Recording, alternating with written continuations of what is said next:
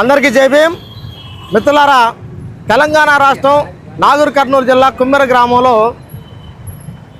BC రజక కులానికి చెందిన కుటుంబాన్ని జాతర సందర్భంగా ఆ గుళ్ళ దర్శనానికి వెళ్తున్న సందర్భంలో అక్కడున్న రెడ్డి కులస్తులు మీరు తక్కువ కులం వారు ఈ గుళ్ళకి రావడానికి వీల్లేదని చెప్పి సుమారు 8 గంటల పాటు ఆ గుడి బయట నిర్బంధించడం జరిగింది. ఆ గుడి బయట నిర్బంధించిన సందర్భంలో వాళ్ళకున్న 2 సంవత్సరాల 2 నెలల పాపను రెడ్డి కులానికి చెందిన దుహంకారంతో రెడ్డి కులం దుహంకారంతో కాలుతో తన్నితే ఆ పాప చనిపోవడం జరిగింది. కానీ ఈ రోజు వరకు కూడా అక్కడున్న ప్రభుత్వం స్పందించకపోవడం చాలా దారుణమైన విషయం. అన్ని రాజకీయ పార్టీలు కుల సంఘాలు నాటి నుండి నేటి వరకు గత 18వ తారీఖు నుండి ఇప్పటి వరకు పోరాటం చేస్తున్నా సరే అక్కడున్న రెడ్డి ముఖ్యమంత్రి స్పందించాల.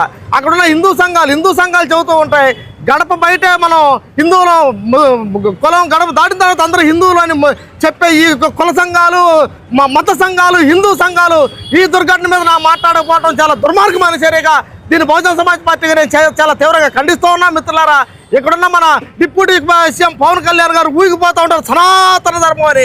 ఆయన కూడా ఈ ఘటన మీద నోరెత్తకపోవడం చాలా నీచమైన చర్య.